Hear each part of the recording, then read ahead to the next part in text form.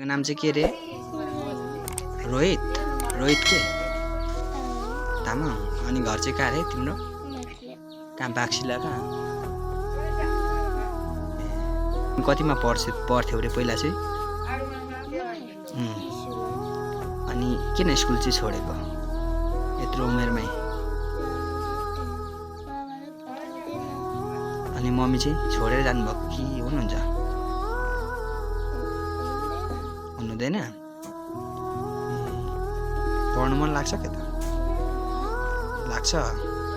अनि बाबा चाहिँ कतिको मात्नुहुन्छ हो धेरै? भाइ दाइहरू हुन्छ के? दाइ कहाँ हुनुहुन्छ दाइहरू भाइहरू?